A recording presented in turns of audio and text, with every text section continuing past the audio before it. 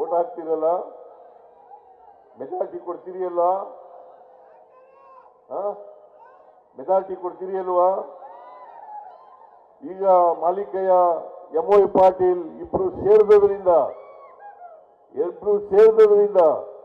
ಕನಿಷ್ಠ ಪಕ್ಷ 25,000 ಮತಗಳ ಅಂತರದಿಂದ ಅಫಜಲ್ಪುರ ವಿಧಾನಸಭಾ ಕ್ಷೇತ್ರದಲ್ಲಿ ನಮ್ಮ ಅಭ್ಯರ್ಥಿ ಗೆಲ್ಲಬೇಕು.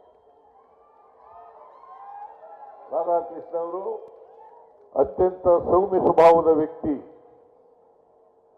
ಜನರ ಜೊತೆ ಇದ್ದು ಕೆಲಸ ಮಾಡ್ತಕ್ಕಂಥ ವ್ಯಕ್ತಿ, ಬಡವರು, ರೈತರು, ದಲಿತರು, ಹಿಂದುಳಿದವರು ಅವರ ಪರವಾಗಿ ಕೆಲಸ ಮಾಡ್ತಕ್ಕಂಥ ವ್ಯಕ್ತಿ. ಇಂಥ ವ್ಯಕ್ತಿಯನ್ನ ಪಾರ್ಲಿಮೆಂಟ್ಗೆ ತಾವೆಲ್ಲ ಕಳಿಸ್ಕೊಡ್ಬೇಕು. ಈ ಸಾರಿ ನಿಮ್ಮ ಧ್ವನಿಯಾಗಿ ಅವರು ಅಲ್ಲಿ ಪಾರ್ಲಿಮೆಂಟ್ನಲ್ಲಿ ಕೆಲಸ ಮಾಡ್ತಾರೆ ಅಂತಕ್ಕಂಥ ಮಾತುಗಳನ್ನ ಹೇಳಲಿಕ್ಕೆ ಬಯಸ್ತಾ ಇದ್ದೇನೆ. ಇವತ್ತು ಸಂವಿಧಾನ ಅಪಾಯದಲ್ಲಿದೆ, ಪ್ರಜಾಪ್ರಭುತ್ವ ಅಪಾಯದಲ್ಲಿದೆ. ಸಂವಿಧಾನವನ್ನು ಉಳಿಸಬೇಕಾದ್ರೆ ಬಾಬಾ ಸಾಹೇಬ್ ಅಂಬೇಡ್ಕರ್ ಅವರು ರಚನೆ ಮಾಡಿರ್ತಕ್ಕಂಥ ಸಂವಿಧಾನ, ಆ ಸಂವಿಧಾನವನ್ನು ಉಳಿಸಬೇಕಾದ್ರೆ ಕಾಂಗ್ರೆಸ್ ಗೆಲ್ಲೇಬೇಕು. ಪ್ರಜಾಪ್ರಭುತ್ವ ಈ ದೇಶದಲ್ಲಿ ಉಳಿಬೇಕಾದ್ರೆ ಕಾಂಗ್ರೆಸ್ ಗೆಲ್ಲೇಬೇಕು. ಅದನ್ನು ಮಾಡ್ತೀರಿ ಅಲ್ವಾ? ಸಂವಿಧಾನ ಉಳಿದ್ರೆ ನಾವೆಲ್ಲ ಉಳಿಲಿಕ್ಕೆ ಸಾಧ್ಯ ಆಗ್ತದೆ. ಸಂವಿಧಾನ ಉಳಿದ್ರೆ ನಾವೆಲ್ಲ ಉಳಿತೀವಿ. ಪ್ರಜಾಪ್ರಭುತ್ವ ಉಳಿದ್ರೆ ನಿಮ್ಮ ಎಲ್ಲ ಹಕ್ಕುಗಳನ್ನು ರಕ್ಷಣೆ ಮಾಡಲಿಕ್ಕೆ ಸಾಧ್ಯ ಆಗ್ತದೆ. ಅವಕಾಶಗಳಿಂದ ವಂಚಿತರಾಗಿರ್ತಕ್ಕಂಥ ಜನರಿಗೆ ನ್ಯಾಯ ಕೊಡಲಿಕ್ಕೆ ಸಾಧ್ಯ ಆಗ್ತದೆ. ಅದಕ್ಕೋಸ್ಕರ ಸಂವಿಧಾನ ಮತ್ತು ಪ್ರಜಾಪ್ರಭುತ್ವ ಉಳಿಸ್ತಕ್ಕಂಥ ಜವಾಬ್ದಾರಿ ನಿಮ್ಮ ಮೇಲಿದೆ ಈ ಚುನಾವಣೆ. ಅದಕ್ಕೋಸ್ಕರ ಕಾಂಗ್ರೆಸ್ ಪಕ್ಷಕ್ಕೆ ತಾವೆಲ್ಲರೂ ಕೂಡ ಆಶೀರ್ವಾದ ಮಾಡಿ ನಮ್ಮ ಅಭ್ಯರ್ಥಿಯನ್ನು ಗೆಲ್ಲಿಸಬೇಕು ಅಂತಕ್ಕಂಥ ಮಾತುಗಳನ್ನು ಹೇಳಲಿಕ್ಕೆ ಬಯಸ್ತೇನೆ. ಬಿಜೆಪಿ ಪಕ್ಷ ಅಧಿಕಾರಕ್ಕೆ ಬಂದು 10 ವರ್ಷಗಳಾಯ್ತು. ನಾನು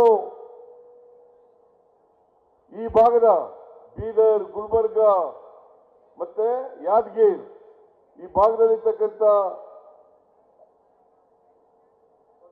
ಗೋಂಡ ಸಮಾಜ ಮತ್ತೆ ಕುರುಬರು ಅವರಿಬ್ರು ಒಂದೇನೆ. ಅದಕ್ಕೋಸ್ಕರ ಅವರೆಲ್ಲರೂ ಕೂಡ ಕುರುಬ ಅಂತ ಯಾರು ಕರ್ಕತ್ತಾರೆ ಅವರೆಲ್ಲರೂ ಕೂಡ ನೀವು ST ಸೇರಿಸಬೇಕು ಅಂತೇಳಿ ರಾಜ್ಯ ಸರ್ಕಾರ ಶಿಫಾರಸು ಮಾಡಿದೆ. ಹಾಗೇನೆ ಕೋಲಿ ಸಮಾಜ ಎಷ್ಟು ವರ್ಷ ಆಯ್ತು ಬಾಬುರಾವ್? 2 ಸಾರಿ ಶಿಫಾರಸು ಮಾಡಿ ಕಳಿಸಿದ್ದೀನಿ. 10 ವರ್ಷ ಆಯ್ತು. ಯಾವತ್ತಾರು ಜಾಧವ್ ಕೋಲಿ ಸಮಾಜನ ST ಸೇರಿಸಿ ಅಂತ ಆರ್ಗ್ಯುಮೆಂಟ್ ಮಾಡಿದಾರ? ಪ್ರಸ್ತಾಪ ಮಾಡಿದಾರ? ಇಲ್ಲಿ ಬಂದು ಸುಳ್ಳು ಹೇಳಿದ್ರು. ನಮ್ಮ ಪಕ್ಷ ಅಧಿಕಾರಕ್ಕೆ ಬಂದ್ರೆ ಇವರನ್ನ STಗೆ ಸೇರಿಸತಕ್ಕಂಥ ಪ್ರಾಮಾಣಿಕ ಪ್ರಯತ್ನವನ್ನು ನಾವು ಮಾಡ್ತೇವೆ ಅಂತಕ್ಕಂಥ ಮಾತುಗಳನ್ನು ಹೇಳಲಿಕ್ಕೆ ಬಯಸ್ತಾ ಇದ್ದೇನೆ.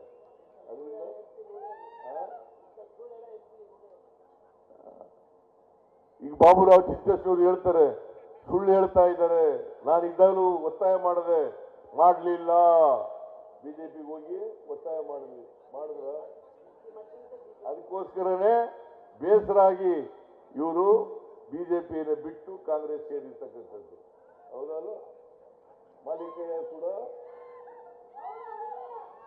ಹಿಂದುಳಿದವರಿಗೆ ಅನ್ಯಾಯ ಮಾಡ್ತಾ ಇದ್ದಾರೆ, ಸಾಮಾಜಿಕ ನ್ಯಾಯ ಮಾಡ್ತಾ ಇಲ್ಲ ಅಂತೇಳಿ ಅವರು ಕೂಡ ಬಿಟ್ಟು ಬಂದಿದ್ದಾರೆ.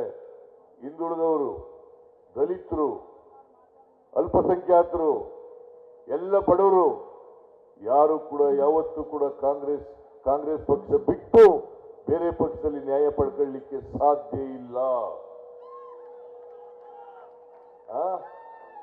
ಅದರಿಂದ ನಾನು ಎಲ್ಲ ಬಡವರಲ್ಲಿ, ಎಲ್ಲ ರೈತರಲ್ಲಿ, ಎಲ್ಲ ಮಹಿಳೆಯರಲ್ಲಿ ಮನವಿ ಮಾಡ್ತೇನೆ, ದಯಮಾಡಿ ಈ ಸಾರಿ ಕಾಂಗ್ರೆಸ್ ಪಕ್ಷಕ್ಕೆ ಆಶೀರ್ವಾದವನ್ನು ಮಾಡಿ ಇಡೀ ದೇಶದಲ್ಲಿ ಇವತ್ತು ಬಿಜೆಪಿ ಅಲೆ ಇಲ್ಲ. ನರೇಂದ್ರ ಮೋದಿಯವರ ಅಲೆ ಇಲ್ಲ.